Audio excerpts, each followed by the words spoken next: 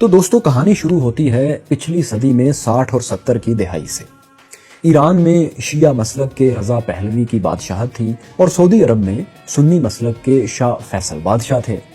دونوں میں دوستو بہت اچھے تعلقات تھے، اتنے اچھے کہ ایک دن ایرانی بادشاہ نے شاہ فیصل کو ایک پیغام بھیجا اور کہا کہ تم اپنے ملک کو ماڈرن کر لو، یہ کیا تم پرانے خیالات کے ساتھ ملک چلا رہے ہو؟ سنماز کھولو، خواتین کو کام کرنے دو، انہیں اپنی مرضی کا لباس پہننے دو، انہیں جابز دو، لبرل پالیسیز اپناؤ، لینڈ ریفارمز کرو وغیرہ وغیرہ۔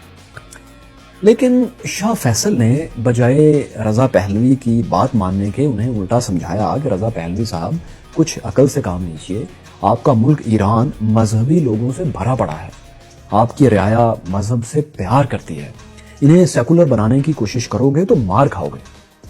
لیکن رضا پہلوی نے سعودی شاہ فیصل کی بات نہیں مانی۔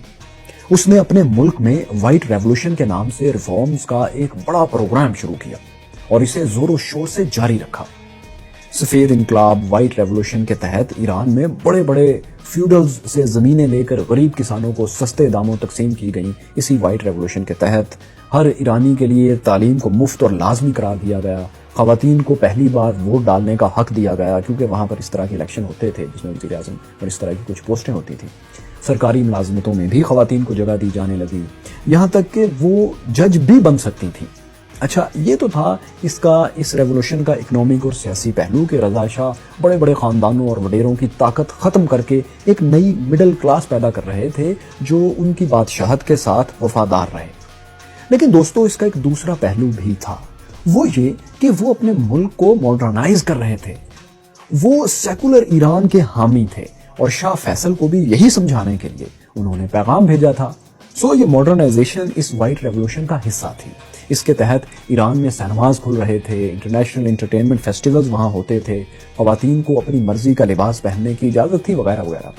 1960 کی دہائی میں اور 70s میں ایران کا جو دور تھا، یہ جو ایران تھا، اس کی تصاویر اگر آج آپ دیکھیں تو دوستو دنگ رہ جائیں کہ اچھا یہ وہی ایران ہے جسے آپ آج جانتے ہیں، اتنا مختلف تھا وہ۔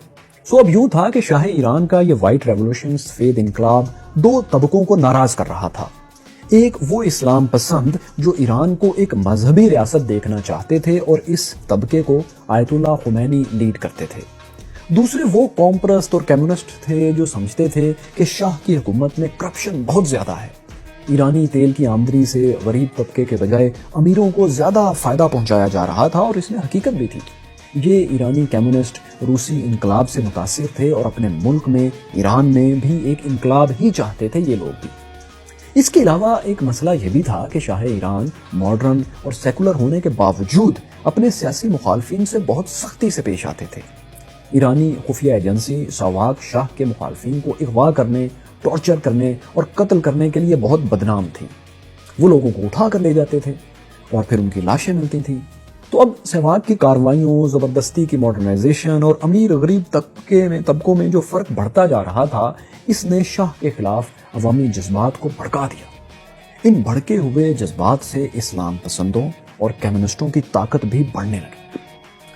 اب دوستو یہ بھی آپ کے ذہن میں رہے کہ 1975 کا یہ وقت وہ وقت تھا جب دنیا میں بڑی بڑی تبدیلیاں رونما ہو رہی تھیں۔ ویتنام سے امریکی فوج ابھی دم دبا کر 2 سال پہلے بھاگ چکی تھی، کیوبا میں بھی امریکہ کے خلاف ایک انقلاب کامیاب ہو چکا تھا، الجیریا میں بھی انقلاب آ چکا تھا۔ تو ان کمیونسٹوں، مارکسٹوں اور کامپرستوں کو لگتا تھا کہ اگر کوشش کی جائے تو وہ بھی ایران میں انقلاب لا سکتے ہیں۔ جیسے باقی جگہوں پر امریکہ کے حامیوں کو شکست ہو چکی ہے، ویسے ہی وہ بھی امریکی اتحادی یعنی اپنے بادشاہ رضا پہلوی کو گرا کر ایک نیا ایران کھڑا کر سکتے ہیں، ان کے لیے پاسبل ہے۔ اس گروہ کے ایک مقبول لیڈر علی شریعتی تھے۔ یہ اپنی تحریک کو ریڈ شیعت یا سرخ شیعہ کا نام بھی دیتے تھے۔ تو دوستو یہ دونوں لیڈرز آیت اللہ خمینی اور علی شریعتی دو بڑے نام تھے جو ایرانی بادشاہ رضا پہلوی کے خلاف تھے، اس کے سفید انقلاب کو ناپسند کرتے تھے۔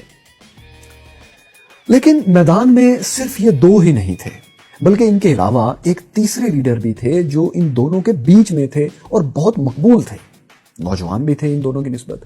یہ امام موسیٰ صدر تھے۔ یہ اعلیٰ تعلیم یافتہ تھے اور بڑی کرسمیٹک پرسنالٹی کے حامل تھے۔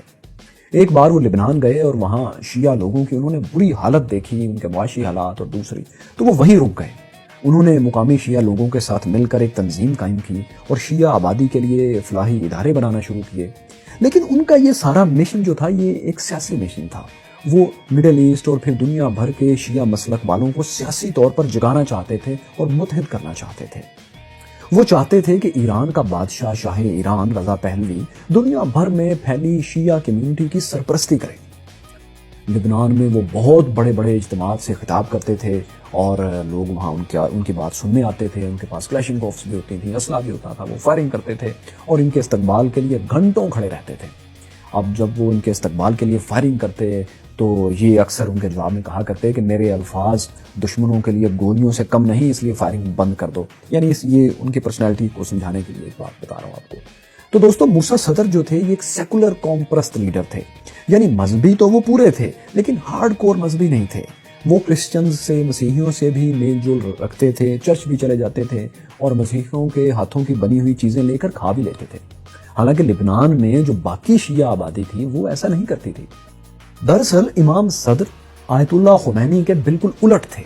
وہ ایران اور شیعہ مسلک کے لوگوں کو سیاسی طور پر ایک طاقت بنانا چاہتے تھے، لیکن سخت مذہبی بنیادوں کے بجائے قوم پرستی کی اور منطقی بنیادوں پر وہ یہ سب کرنا چاہتے تھے۔ اب دوستو، یہ تو ہو گیا اس سارے منظر نامے کے 3 اہم ترین کرداروں کا تعارف۔ اب جو واقعات تھے وہ یوں تھے کہ آیت اللہ خمینی 1964 سے ایران سے باہر تھے، جلا وطن تھے۔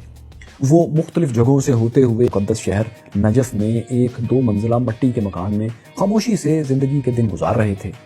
ان کی عمر بھی اس وقت غالباً 70 سال سے اوپر ہو چکی تھی، اس لیے ہو سکتا ہے انہیں اس وقت وہاں بیٹھے ہوئے کسی بڑے انقلاب کی توقع نہ ہو، لیکن پھر اوپر تلے اس پورے علاقے میں، اس ریجن میں ایسے واقعات ہوئے جنہوں نے انہیں مڈل ایسٹ کا سب سے بڑا گیم چینجر بنا دیا۔ تو دوستو، لبنان جہاں امام صدر مصروف عمل تھے، وہاں بڑی تعداد میں فلسطینی مہاجرین بھی ٹھہرے ہوئے تھے۔ یہ لاکھوں کی تعداد میں تھے اور یہ وہ مسلمان فلسطینی تھے جنہیں اسرائیلی قبضے کے بعد جب اسرائیل نے ان کی زمین پر قبضہ کر کے اپنا ملک بنایا تو وہ اپنے گھر بار چھوڑ کر اردن اور لبنان میں پناہ گزین ہو چکے تھے۔ یہ ان پر بہت ہی برے حالات تھے اور وہ بڑے برے حالات میں وہاں کیمپوں میں زندگی گزار رہے تھے۔ ان کے سب کے دلوں میں کسر تھی کہ وہ دوبارہ اپنے وطن جائیں گے، اپنے گھروں میں لوٹ سکیں گے۔ یہ لوگ دوستو جب اسرائیل سے نکلے تھے، یعنی اپنے گھروں سے، تو انہوں نے کچھ بھی ساتھ نہیں لیا تھا، بلکہ یہ آتے ہوئے اپنے گھروں کو تالا لگا کر چابیاں ساتھ لے آئے تھے، جیسے کوئی تھوڑی دیر کے لیے کہیں مجبوراً جانا پڑے اور اس کو پتا ہو میں بھی واپس آؤں گا۔ تو یہ ان کا مائنڈ سیٹ تھا۔ لیکن ظاہر ہے وہ دن تو پھر برسوں گزر گئے، نہیں آیا نا۔